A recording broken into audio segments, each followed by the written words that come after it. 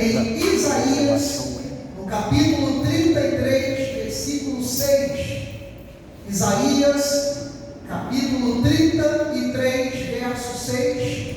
O tema do nosso estudo nesta noite: esperando o sobrenatural de Deus. Alguém aqui está aguardando no Senhor? Amém, né? Então, estamos aguardando algo sobrenatural do Pai. E Isaías, eu diria que este profeta é o apóstolo Paulo do Velho Testamento. Tem um livro muito profundo, muito rico, realmente nas promessas de Deus. Fala muito também, inclusive da vida do Messias. Tem ali profecias detalhadas mesmo, né, da vida de Jesus Cristo como homem em carne. Então é um dos livros mais profundos do Velho Testamento e dos que eu mais gosto, inclusive para pregar. Isaías capítulo 33, verso 6, repito o tema do estudo: esperando o sobrenatural de Deus. E diz assim a palavra do Senhor: haverá, ó Sião, estabilidade nos teus tempos, abundância de salvação, sabedoria e conhecimento. O temor do Senhor será o teu tesouro. Que essa palavra abençoe e fale a cada coração. Vamos então orar, vamos pedir a Deus revelação em nome de Jesus. Pai Santo, Pai bendito, mais uma vez louvamos e engrandecemos ao teu nome. Muito obrigado, Pai, por esta oportunidade, porque nesta noite estamos na tua casa e agora a nossa esperança, Senhor, é que tu fales aos nossos corações. Ao sairmos da nossa casa hoje, ou quizás quando acordamos pela manhã, nós pedimos: ó Deus, fala conosco. E nós não fomos agora no quintal da casa de uma irmã para ela colocar a mão na nossa cabeça e profetizar. Não, nós estamos na igreja, nós estamos congregados, sentados agora diante do altar e pedindo ao Senhor que através da tua palavra tu venha nos falar e nos capacitar. Então, por isso, Deus, tudo agora neste templo, nesse auditório, silencie nesse salão, e aqueles que estiverem nos assistindo através da internet, nas redes sociais, no YouTube, sejam também edificados pela tua palavra. Fala-nos, ó Deus, segundo o teu querer, fala-nos segundo a tua vontade, no nome de Jesus, para a tua glória. E a igreja maravilhosa, poderosa do Senhor diga amém. Amém. Graças a Deus. Meus amados irmãos, nação santa, povo de propriedade exclusiva de Cristo Jesus, esta noite eu quero conversar com você através dessa palavra, dessa mensagem que eu creio que vai edificar as nossas vidas. E começo com um dos melhores textos para se começar uma pregação. Eu gosto de começar mensagens com Isaías 33, 6, porque ele pode nos levar a desenvolver vários tipos de mensagens. Porque ele começa falando, olha a riqueza desse versículo. Primeiro de cara ele diz assim: Sião é a igreja, Sião é o Israel de Deus. Quando ele fala Sião, ele está falando para nós. Ele diz assim: haverá, ó Sião, olha a primeira palavra, estabilidade. E aí eu começo a minha mensagem desta noite perguntando, diria o velho pregador batista, presbiteriano, congregacional, né? Pergunta aos diletos irmãos, a expressão do antigo pregador. Alguém aqui, em algum momento da vida, com sinceridade, diante de uma adversidade, diante de uma má notícia, diante de alguma situação, aos teus olhos, você perdeu o controle? Levanta a mão. Quando eu digo perdeu o controle, não é que ficou irado, igual o pastor, não, né? Ficou encolerado, né? Quando eu digo perdeu o controle, é tipo assim: caramba, e agora? Como é que eu vou resolver isso? Como é que eu vou resolver essa situação? E agora? O que eu faço? Alguém aqui já passou por isso? Já? Eu achei que fosse mais gente. Eu já já passei ainda mais de uma vez.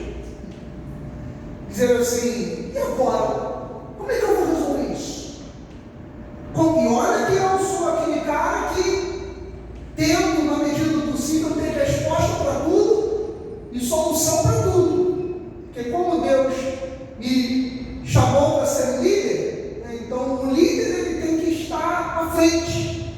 Ele tem que pensar naquilo que pode acontecer lá, né, mais à frente.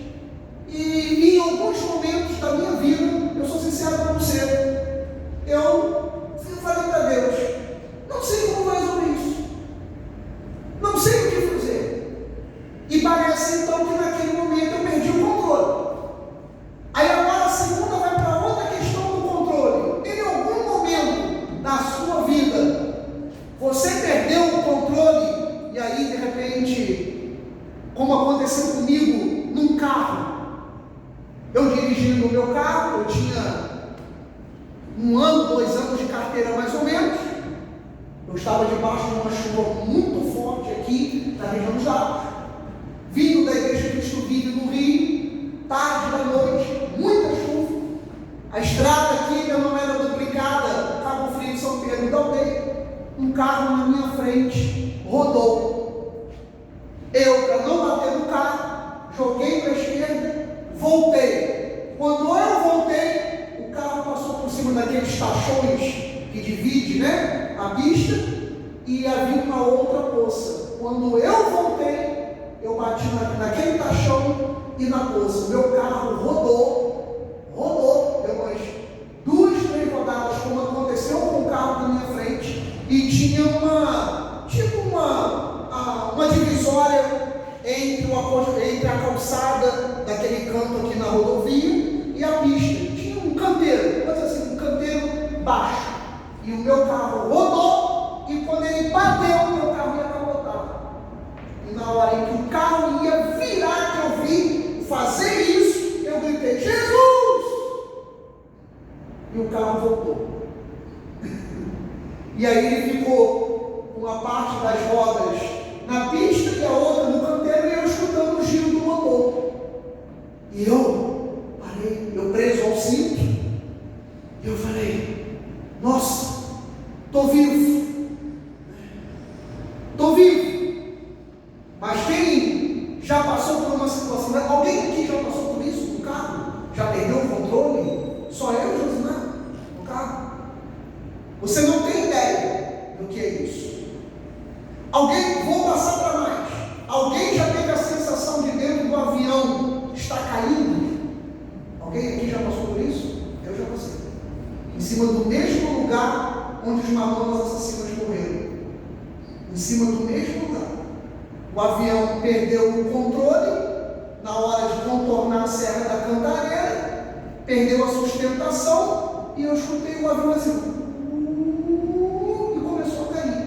Eu fiz tanta força que eu consegui quebrar a ponta da poltrona do avião que eu estava. Quando eu percebi que o avião perdeu o sustento, e ele começou a descer. E aí pegou novamente, graças a Deus, subiu, e eu estou aqui. Então eu já passei nisso. Já passei nisso num carro, já passei nisso no ar, e já me perdi dentro da barca Rio-Niterói no temporal.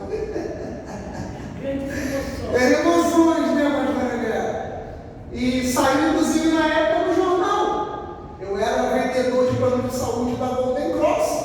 Depois do almoço eu fui para Niterói para vender o plano lá. E quando foi no final da tarde, eu trabalhava no centro do Rio, na Avenida Rio Branco, eu tinha que voltar para entregar o contrato. Era uma tarde de verão, e você sabe o que acontece no Rio em grande parte de tarde do verão. É muita chuva no temporal. Quando eu saí de Niterói, eu peguei o temporal na Baía de Guanabara.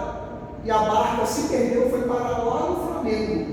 E eu dentro da barca, eu via o mar levantar aqui, e depois a barca subia, e a barca descia, e você via a água de novo, e você subia, e eu falei, agora que eu vou morrer, e não tinha, e o pessoal já desesperado que grita, né? Pega os coletes, nós vamos morrer, e relógio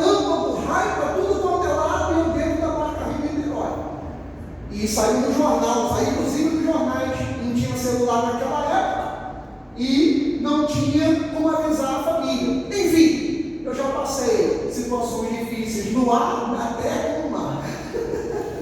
Situações em que aos meus olhos eu perdi o controle. E eu fiquei literalmente com a minha vida nas mãos de Deus. Porque eu disse, não tenho mais o que fazer. Eu não tinha mais o controle do meu carro, eu não tinha o controle da barca na Baía de Guanabara, e muito menos eu tinha o controle do piloto no ar. Então, ali, literalmente, você está aguardando uma solução de Deus.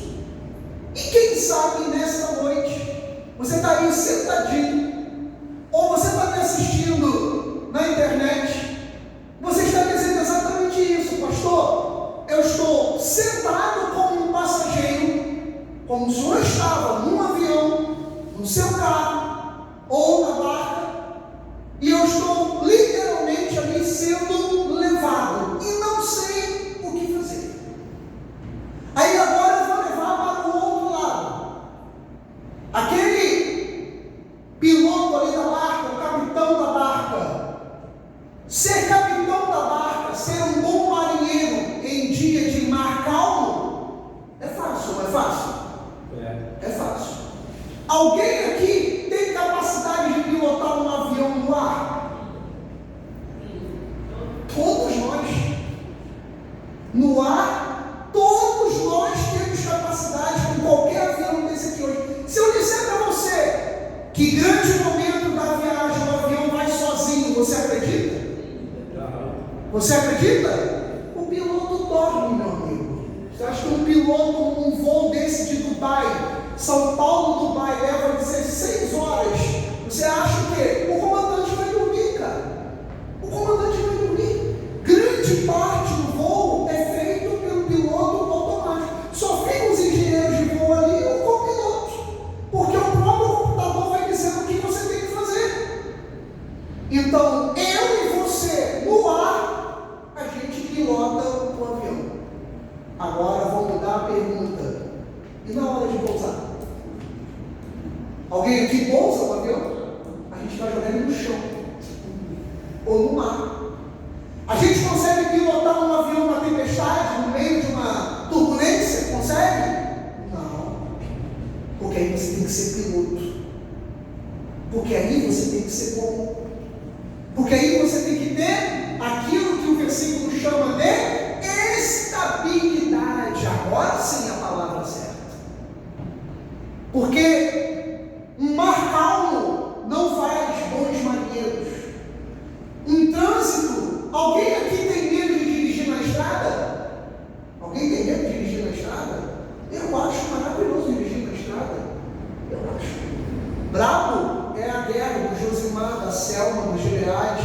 Como é que eu saí de casa agora? O cara estava na esquerda, na frente da pousada, nós saímos com o táxi para vir para cá para a igreja. Quando a gente vai passar pelo carro, o cara sai com o carro na nossa frente. Não bateu nos reais, estava bem atento, pelo amor de Deus. Você imagina, você está vindo com o seu carro, o cara simplesmente sai com o carro na sua frente, sem ligar certo, sem coisa, sem nada. Onde é que você vê um bom motorista? Nessas horas. Onde você vê um bom piloto? Na dificuldade para decolar ou para pousar. Onde você vê um bom marinheiro? Quando ele consegue conduzir um navio, um barco no meio das tempestades. Onde você vê um bom crente? Na hora das tribulações. É quando ele consegue ter estabilidade. Quando eu era vendedor e eu dizia o seguinte: eu tenho que ter alguns desafios para eu poder vender bem. Né? E eu aprendi assim com o meu supervisor na época: se você quer ter uma boa meta de venda, coloque um desafio para alguma coisa que você queira comprar, para alguma coisa que você queira adquirir, coloca, porque você vai trabalhar em cima daquele desafio. E eu diria que o crente é a mesma coisa. Hoje nós temos uma classe de crentes muito mais fracos do que eram no passado. Por quê? Porque estão sendo mal alimentados no altar. E quando vem a dificuldade, não consegue superar a dificuldade.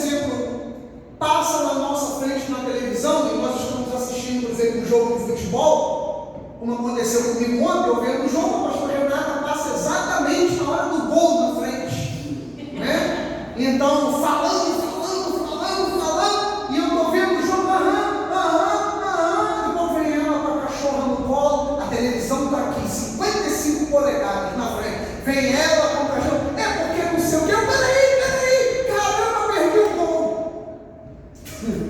Ela, é um monte de gol. Perdeu o gol do Flamengo, como é que pode? Passa logo na hora, na frente, e aí o que a gente faz? Eu estava ali querendo ver, não, peraí. Então a gente procura uma maneira para ver. Mas quando a gente está chateado, quando nós estamos fracos na fé, quando nós estamos desmotivados, mesmo que estejamos olhando para a televisão, pode passar todo mundo, pode ser como for, eu estou aqui e estou fraquejando. Então, quantos crentes estão assim fraquejando?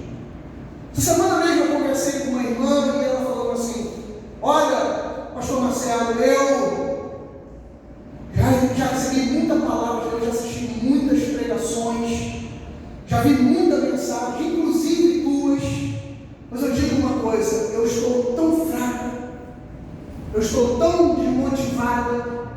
Uma pessoa conhecida minha no Rio, e eu falei para ela assim: e o que esse alimento todo fez na sua vida? Porque nós estarmos aqui na igreja, amados, todos nós agora estamos sendo alimentados pela palavra, estamos sendo motivados pela palavra. Nesse momento, talvez a palavra esteja até produzindo resultado para você. Mas você diga assim: pastor, realmente isso que o senhor está falando é o que eu preciso. Beleza, nós que estamos agora aqui, talvez não estejamos nos sentindo mais fortes. É como chegar enfermo no pronto-socorro, sentindo dores, terríveis, sentindo alguma coisa, e você deitar lá na maca, tomando soro com um remédio. Daqui a pouco vem o enfermeiro, o médico, e fala assim: você está se sentindo melhor? Você diz: estou. Por quê? Porque ali você está sendo medicado. Mas quando sai dali, é que tem que ver como é que vai ser a sua reação. E a igreja é a mesma coisa. Porque, amados, a fé, ela é algo sobrenatural ou não é? É ou não é? Mas ela também tem que agir na sua mente, no racional. Ela tem que agir. Você quer ver só? Olha o que diz, Gisele. 1 Coríntios capítulo 2, versículo 16. Pois quem conheceu a mente do Senhor que o possa instruir? Então ele está perguntando: alguém conhece Deus que possa dar conselhos a Deus? Imagina, chegar para Deus e eu começar a aconselhar a Deus como Deus deveria ter feito os céus, como Deus deveria ter feito a lua. Por que não tem lua toda noite? Não sei. Ela tem suas fases. Uma das fases é durante o dia, que é a nova. Tem a fase crescente, tarde e noite. Tem a cheia, que é a noite toda. E tem a minguante, que é noite e manhã. Mas nós não temos uma lua cheia a noite toda, ou todos os dias, todas as noites. Por quê? O que eu ia dizer para Deus? Deus, por que nós não temos mais de uma lua como Júpiter tem? Por quê? Porque Deus não quis. Então quem pode instruir Deus naquilo que Ele vai fazer? E a mesma coisa nós. Como é que nós vamos instruir a Deus? Como que Deus vai resolver o nosso problema? Eu não sei você, mas eu muitas vezes, quando eu converso com o Senhor das minhas dificuldades, eu até falo isso: Senhor, Tu poderias desta forma fazer. E algumas vezes eu até digo assim, eu sinto a mente de Deus aqui dentro, mas em outras é como se Deus dissesse assim: não é do meu jeito, não é do meu jeito, Marcelo, é do jeito dele. Deus vai resolver do jeito dele. Ele vai resolver da forma dele, porque quem é que pode instruir a mente do Senhor? Aí Paulo vem e diz: nós, porém, temos a mente de Cristo. Então nós, não é Deus que tem que pensar como nós, somos nós que temos que pensar como Deus. Nós temos que pedir a Deus para que Ele coloque a mente dele em nós, para que Ele coloque o pensamento dele em nós. Então, para que isso saia do sobrenatural e entre também no natural, entre no racional. Sabe por que Ele falou da mente? Porque é na mente, amados, que nós somos bombardeados diariamente. Tudo que você vê, tudo que você recebe, todas as informações que nós recebemos vai para a nossa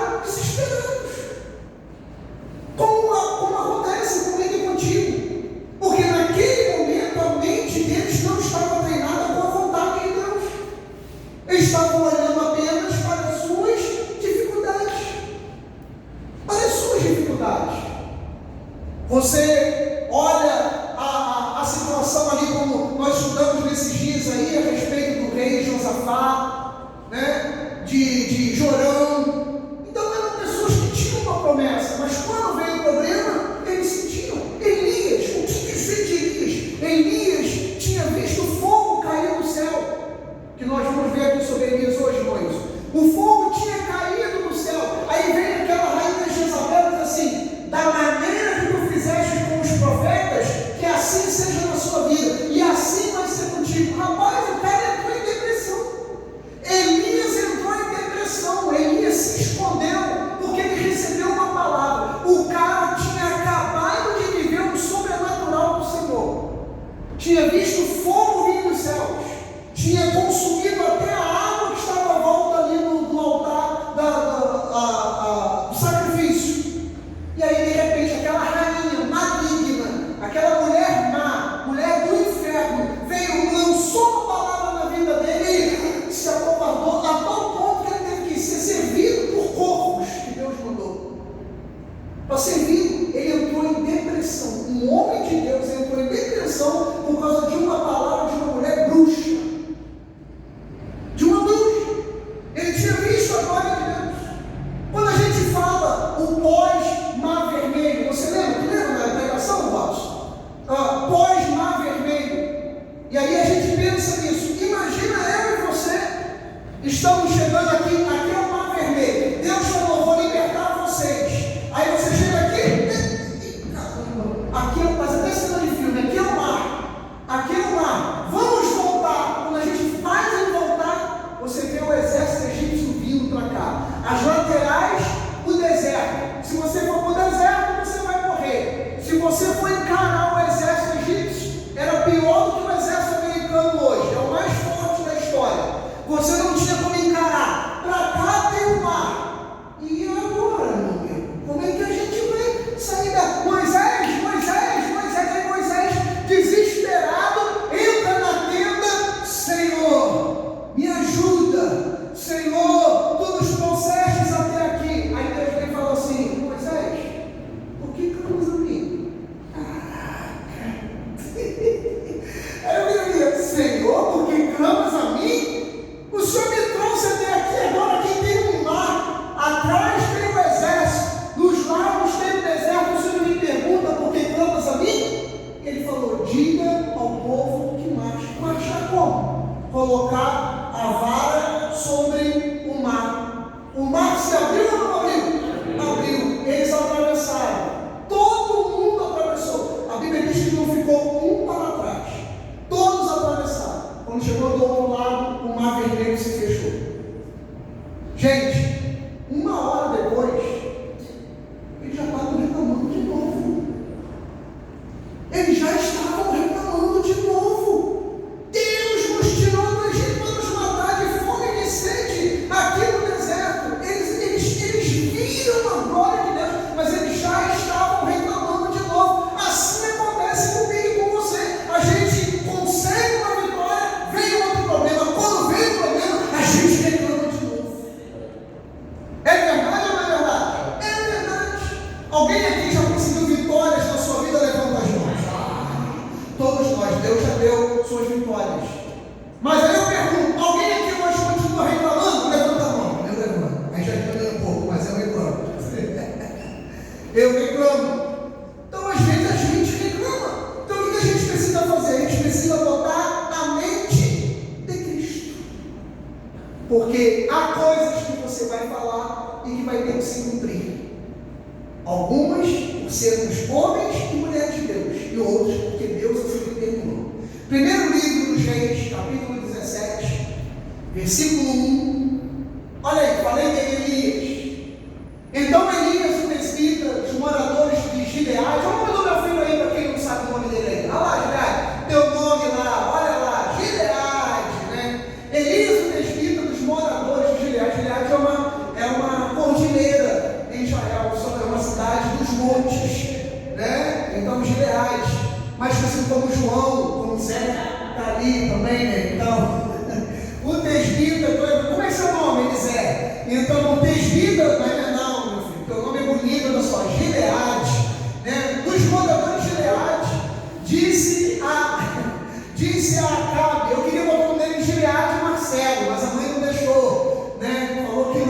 Depois ia ser João Gileade, falou que não, é só Gileade. Então tá bom, só ele, olha lá. Para quem não sabe, é o nome dele ali. E ele não é Gileade. Gileade era o cantor, aquela nuvem que passa. Né? Aquele era Gileade. Esse é Gileade. Né? Gileade. Disse a Acabe: tão certo como vive o Senhor Deus de Israel, perante cuja face estou, quer viver o sobrenatural na tua vida, esteja diante da face de Deus. Pastor, eu estou em todo lugar, amém, verdade, mas ele quer dizer isso aqui, esteja sempre na presença dele, esteja com a vida no altar, esteja com a vida digna, esteja com a vida reta. Quer ver o sobrenatural de Deus? O primeiro passo é esse, é ter a sua vida diante da face do Senhor. Então ele fala, olha lá, ele diz assim: tão certo como vive o Senhor Deus de Israel, perante cuja face estou. Olha o que ele disse para o rei Acabe, o marido daquela mulher, Jezabel, o marido dela, o pai de Jorão, que nós falamos aqui há 2 domingos atrás, né? Então ele virou e falou para Acabe, para avisar ele: tão certo como vive o Senhor Deus de Israel, perante cuja face estou, nem orvalho, nem chuva haverá nesses anos, segundo que a minha. Quem disse isso? O profeta. Quem disse isso? Foi Deus? Não, foi o próprio profeta. Eu falo, gente, a maior praga que existe não é de cigano, é de crente. Eu estou falando sério para você. O que o crente fala, acontece. O que o crente, não vou dizer para você, pastor, essa é amaldiçoando ninguém, não. Mas o que eu estou dizendo é que muitas vezes nós não sabemos o poder da palavra que nós temos. Se a gente disser para algo, seca, vai secar. Se a gente disser para algo assim, produz, vai produzir. Se você começar a abençoar a sua casa será abençoada. Se você começar a abençoar seu trabalho será abençoado. Se você começar a abençoar seus filhos, eles serão abençoados. Agora, se você seca a sua casa, se você seca seu trabalho, se você seca seu casamento, se você seca a sua vida financeira, ela será seca. Porque você está vendo aqui? Ele disse: não vai chover. Ele virou para o tempo e falou: não vai chover. E a Bíblia diz que naqueles anos não choveu. Não foi segundo a palavra de Deus, não, foi segundo a palavra de Elias. Foi ele. Ele disse: não quero que chova. E não vai chover. Então ele lançou a palavra. Você quer viver o sobrenatural? Cuidado com as suas palavras. Só pode viver o sobrenatural quem crê nas palavras. Então, repito, não amaldiçoe o que você tem. Pastor, a minha casa tem 2 cômodos, ainda tem um cachorro do lado do meu vizinho que late, que é um condenado, tem isso, minha casa tem goteira, pinga em mim, e Senhor, olha, pastor, é isso que... Amado, começa a agradecer a Deus pela sua casa, começa a agradecer a Deus pelo seu trabalho, começa a agradecer a Deus pelo que você tem, para que você saia do natural e você entre no sobrenatural. Mas pastor, para viver o sobrenatural, o que eu preciso enxergar? O sobrenatural. E nem sempre o sobrenatural vem em coisas grandes. Às vezes ele vem em coisas pequenas. Alguém aqui já teve a oportunidade de ver um formigueiro? Já viu o formigueiro? Ele é pequeno, amigo. E aí depois que você abre, ele é imenso, uma cidade. O cupinzeiro, a mesma coisa. É pequeno ali. Quando você abre, é uma cidade. Ali embaixo tem os compartimentos, tem tudo. O que a formiga faz, o que o cupim faz. Não é assim, irmão? É imenso, né? É imenso. Então, às vezes algo que você deseja, aparentemente não vai vir algo grande. Às vezes a gente está esperando assim, né? Algo. A gente bota do nosso jeito. O casamento vai ser assim, a namorada vai ser assim, o namorado vai ser assim, o trabalho vai ser dessa forma. Mas ninguém consegue chegar lá em cima, já no último degrau. Aliás, sempre que se chega no último degrau sem ter batalhado, se perde. Se perde. Nós tivemos aqui uma ex-presidente que foi assim, que era chamada de presidenta, ou quer dizer, presidenta, né? A presidenta, ela ela nunca teve nenhum cargo executivo na vida, ela nunca foi prefeita, ela nunca foi governadora, ela foi botada direto para presidente. O que aconteceu? Perdeu. Por que acontece isso? Isso é uma lição para a nossa vida. Porque para você chegar ao topo de algo, se eu pegar um soldado, ele consegue ser general, Marcos? Não. Ele consegue ser general? Mas o general consegue ser soldado, porque ele já foi. Você entendeu? Então, tudo na vida, ele tem os seus passos e ele tem o seu processo.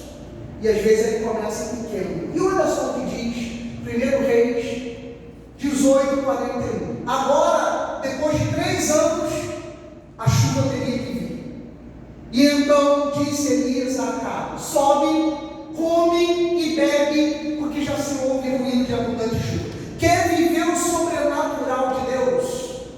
Já comece a atuar como se ele fosse uma verdade na sua vida. Se despreocupe. Se você está com fé, lança fora a sua preocupação. Viu o que ele falou para o rei? Estava sem chover. O rei estava desesperado. Ele falou: ó, volta para o teu palácio, come e bebe, porque eu já estou ouvindo chuva. E eu pergunto à igreja: já tinha chuva, gente? Não. Tinha algum sinal de que haveria chuva? Não. Mas ele falou: vai para o palácio, come e bebe, porque eu já estou ouvindo. Então é a mesma coisa que nós temos que fazer. Quer viver o sobrenatural? Viva como se esse sobrenatural já fosse real, como se ele já existisse. Vai para a sua casa, come e bebe e começa a perceber o ruído da chuva. Porque agora deixa Deus fazer. Deixa que agora Deus vai fazer. Versículo 42 diz assim: subiu Acabe. Ele obedeceu ou não obedeceu o homem de Deus? Obedeceu. Ele foi, comeu e levou para o palácio. Agora olha só o que fez o profeta. Ele foi até o cume do Carmelo e, encurvado para a terra, meteu o rosto entre os joelhos. Ele sentou, abriu as pernas e meteu a cara aqui dentro. Forma doida de orar, né? Ele não encurvou como a gente ora aqui na... Acho que eu vou passar a fazer assim, nosso. Acho que é assim que Deus responde, né? Eu não vou ficar de joelhos aqui, não. Eu vou sentar aqui no chão, vou abrir a perna e vou meter a cabeça aqui dentro. Foi assim que ele fez. Olha lá. Ele, encurvado para a terra, meteu o rosto entre os joelhos. E ele começou a orar e pedir agora a Deus chuva. Na primeira foi a segunda palavra dele. Agora ele foi orar. E diz o próximo versículo, Gisele 43, ele disse ao seu moço, ao seu colaborador, ao seu empregado: sobe e olha para o lado do mar. Ele subiu, olhou e disse: o que o jovem disse? O que o jovem disse? Aí eu não sei. Quantas vezes a gente abre o aplicativo do banco, está lá esperando aquele dinheiro que está escrito lá? Não há nada. Zero. A gente está lá esperando aquela bênção pela causa da justiça, né, Robson? E ainda não veio, está zerado. Então aconteceu isso na Bíblia também. O profeta pediu o jovem, ele foi lá e não há nada. Ele subiu no cume do monte e disse: não há nada. E disse Elias: volta. E o jovem foi lá ver quantas vezes, gente? Quantas vezes? 7 vezes. O jovem foi lá e voltou e disse: não há nada. Quantos de nós teriam desistido aqui? Tem gente que mal tenta uma, imagina 7. Quantas vezes nós já teríamos desistido? Mas uma pessoa que quer ver o sobrenatural de Deus, ela não desiste facilmente. Olha aqui para mim, o seu pastor, eu sou pastora. Sabe o que nós estamos aqui? Nós temos uma promessa. E se a gente voltar lá 2.500 vezes, eu vou voltar 2.500 vezes. Porque há uma promessa.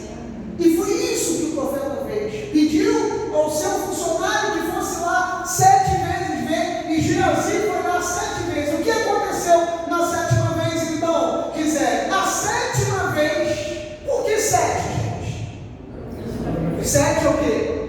É o número da perfeição de Deus. No 7. Na 7ª vez, o jovem veio e disse assim para o profeta: se levanta do mar uma nuvem pequena. Como é que é o tamanho da nuvem? É o quê? Como é que é o tamanho da nuvem? Ela é pequena. Ela é como a palma da mão de um homem. O profeta poderia ter desprezado o sobrenatural de Deus porque ele era pequeno.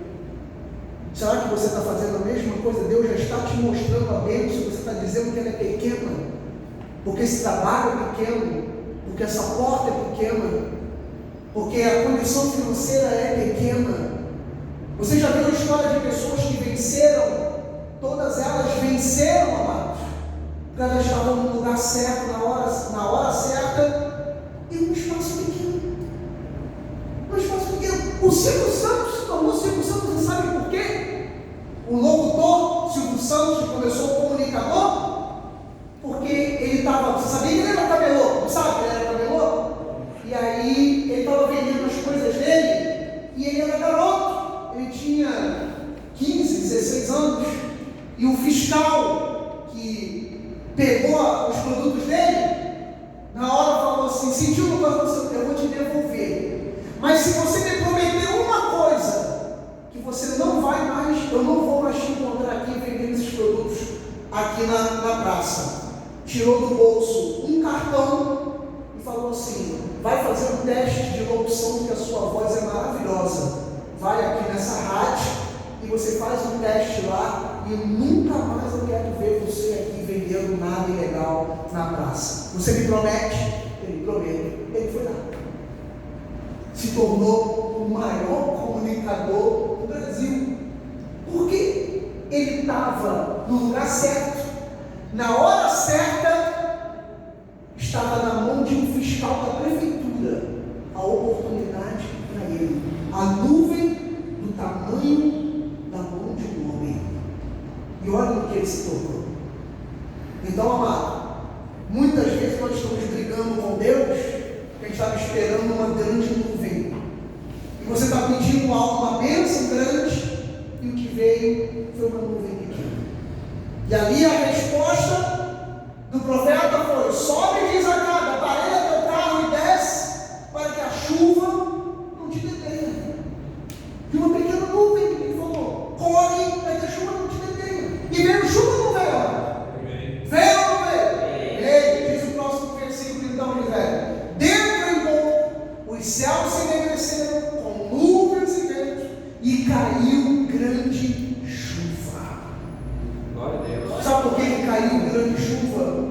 Porque ele creu que Deus poderia fazer de uma pequena nuvem algo grande, algo sobrenatural. E você, meu irmão? Você que veio aqui nessa noite, você crê nisso? Você crê que Deus pode fazer de algo pequeno algo maravilhoso, algo grande, trazer um sobrenatural, daquilo que muitas vezes a gente despreza, vê algo como sem muito valor? Pode ser que essa vitória aos teus olhos ela tenha sido pequena, pode ser que essa porta de trabalho ela seja pequena, mas é porque Deus quer que você esteja ali na hora certa, no momento certo, para que aquela pessoa que vai trazer a grande oportunidade te entregue a mim. É por isso que eu estou aqui em Cabo Frio com a minha família, porque há uma grande oportunidade para nós aqui, e eu vou ter que estar ali naquela hora. A pastora, meus filhos, você, nós temos que estar aqui, porque nem que seja uma pequena nuvem, é da pequena nuvem que virá a grande bênção do Senhor. É da pequena nuvem que virá a grande bênção do Senhor. E para terminar,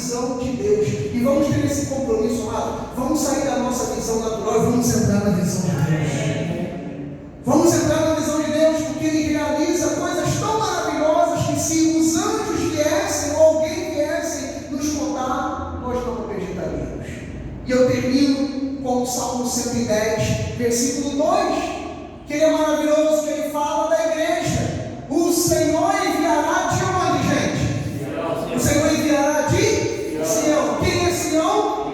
A igreja. Então não é em casa. Não sou eu em casa sem congregar. Não sou eu em casa sem ter uma igreja. Assistindo David Leonardo, assistindo Caio Fábio, assistindo não sei o que, vou ficar em casa, vou ajudar com o meu Pix, lá aquele abençoado que é pastor da internet. Não, não é isso.